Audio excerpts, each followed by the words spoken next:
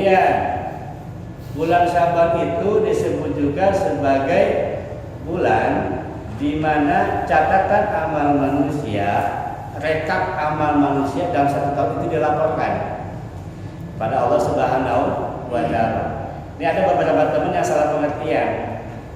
Malam nisfu Syaban itu bukan malam ditutupnya amal, catatan amal, bukan ditutup. Kalau ditutup mah enak loh. Kalau catatan ditutup enak apa? Kita ngerampok, kita ngapain, kagak dicatat itu.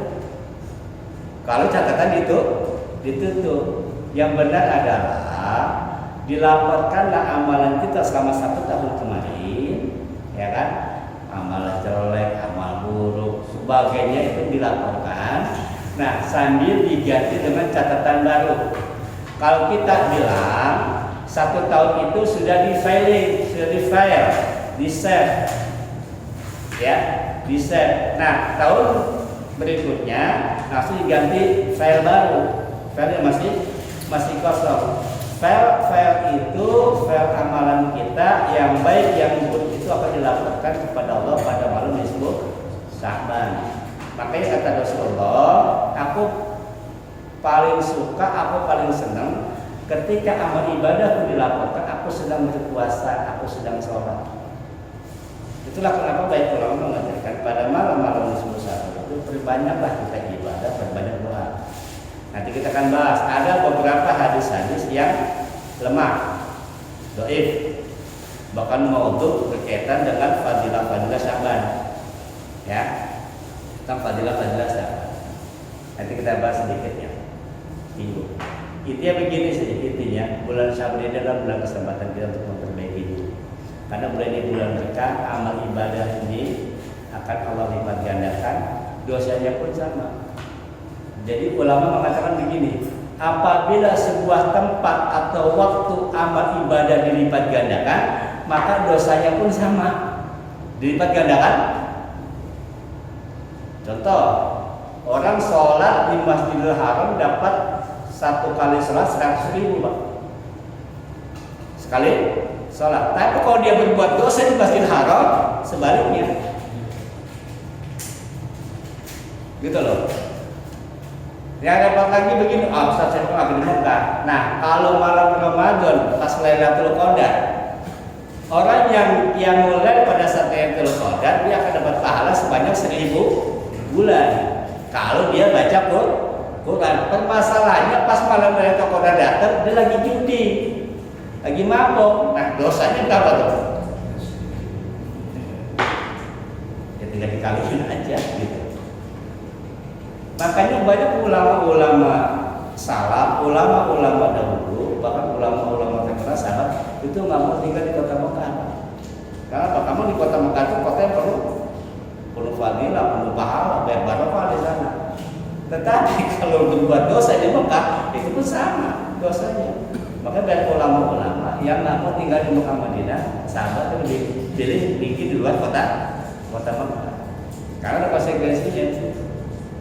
Sama aja kita kalau di istana nih, bapak kalau masuk istana apapun pasti dikasih, mau minum ada kan gitu kan, mau kue ada, mau segala macam. Tapi bikin kacau di istana, nah siap-siap hukumannya pun lebih berat.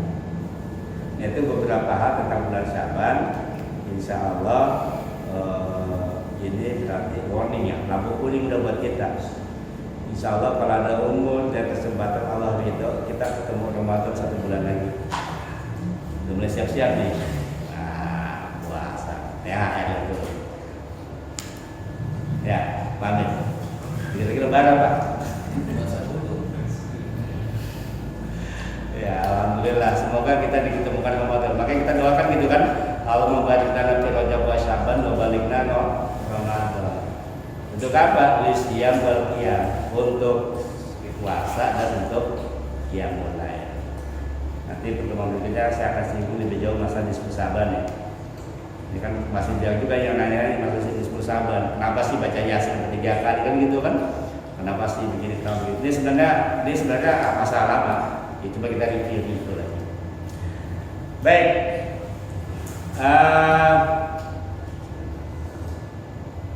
Ada beberapa hadis dhaif. Ya. Karena ulama itu beda pendapat ya masalah posisi hadis, kualitas hadis. Nah, untuk menentukan kualitas hadis kita harus tahu ilmunya. Ini masalahnya kan. Kita bisa menentukan air ini kadarnya apa saja kalau memang kita ahli kimia kan gitu kan. Dan kita bukan ahli kimia, dibilang air sehat bla bla bla bla, kan kita nggak tahu. Ya, kita nggak bisa mengatakan kadar airnya apa. Sama kita tidak bisa mengatakan di sini sahih atau dhaif kalau memang kita nggak ada ilmunya. Namun beberapa ulama yang memang berkecimpung khusus dibahas masalah ilmu hadis itu ada mengkategorikan beberapa hadis yang dianggap dhaif oleh sebagian ulama yang lain. Jadi kalau ada ulama yang mengamalkan hadis ini, mungkin dia punya pendapat atau jalur yang berbeda-beda. Cuma umumnya ulama-ulama hadis beda pendapat. Ada beberapa hadis tentang bulan Syaban yang dianggap beberapa ulama menganggap ini adalah hadis-hadis dhaif. Antara lain, kenapa kita harus tahu ini? Jangan sampai nanti begini, jangan sampai bahwa nanti ada dalil-dalil palsu bersebaran di luar, disangkanya itu kata Rasulullah. Padahal bukan. Karena jelas tuh hadis yang kata Rasulullah, ini hadis sahih. Man kadzaba alayya muta'ammidan falyatabawa maq'adahu minan nar. Barang siapa yang berdusta atas namaku, maka siap-siap ambil kafir di surga. Makanya bapak-bapak, teman-teman sekalian, kalau kita dapat broadcast di WA nih tentang hadis ini, kalau memang kita anggap itu benar hadis apa bukan, jangan di-share. Kenapa? Kalau bapak ikut-ikutan share, sementara bapak nggak tahu itu bukan hadis, bagian. Kan banyak tuh kita kita baca gitu kan, barang siapa yang mengabarkan datang sama maka pada aku bla bla bla bla bla hadis sahih bla bla. Nah kita share tuh, kita broadcast lagi. Nah kita termasuk orang yang tadi menyebarkan berita palsu atas nama Rasulullah. Makanya hati-hati kalau kita dapat broadcast ya sudah simpan di kita aja. Kecuali memang dalil itu jelas-jelas benar adanya dan kita tahu itu memang hadis sahih, itu memang benar-benar ayat Quran memang sahih, yakin kebenarannya mau silakan. Kita harus berbagi ilmu. Kita bersedekah dengan keilmuan dan apa yang kita miliki. Tetapi kalau ternyata itu hadis palsu, tidak disebutkan hadis itu benar-benar hadis, kita dianggap sebagai orang penyebar hadis palsu. Makanya hati-hati. Kalau kita sudah dapat sudah dia simpan aja.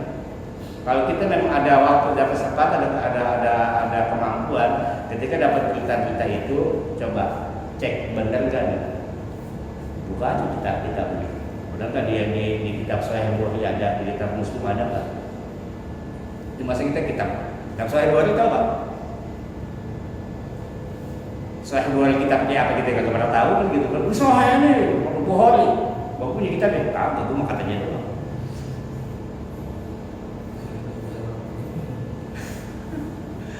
Sahih Bukhari, Sahih Muslim itu ada 7 kitab tuh, paling nggak 6 lah. Bukhari, Muslim, ada Sunan Abu Dawud, itu kan ada Ibnu Majah, ada Tabrani, ada Nasai. Nah, orang-orang yang hafal seluruh isi kitab ini, hafal nih Pak, yang jumlah jutaan hadis, itu nggak semua ulama bisa. Satu-satunya ulama Indonesia yang bisa menghafal 7 kitab hadis di luar kepala, sehingga dia mendapatkan gelar Hadratus Syekh. Kalau syekh itu hanya beberapa kitab, tapi kalau Hadratus Syekh dia hafal 7 kitab hadis di luar kepala. Satu-satunya ulama Indonesia yang dapat gelar itu di dunia cuma satu. Ki Haji Hasyim Asy'ari. Ada 2 orang di Indonesia yang dapat gelar itu, satu perempuan di Sumatera. Saya lupa namanya. Sebenarnya Hadratus Syekh. Cuma hafal kalau kita mah ada sarjana 40 yang kapal hafal. Terus bayar dari 14 apa ya begitu. Karena ada hadis gitu, datang tuh kalau ada yang datang tuh, udah gitu doang hadis kagak apa. Nah kita mah jangan hadis bohong yang isinya ribuan. Hadis arba'in aja kagak apa. Hadis arba'in dibaca ada berapa Pak? Nah, udah ngaji padahal. Gitulah orang makin tahu makin Jumlah ada 40. Nah itu diantara ada hadis-hadis yang dianggap lemah ya, nggak dikatakan palsu, dianggap lemah. Lemah itu bisa karena jalur riwayat, karena kalau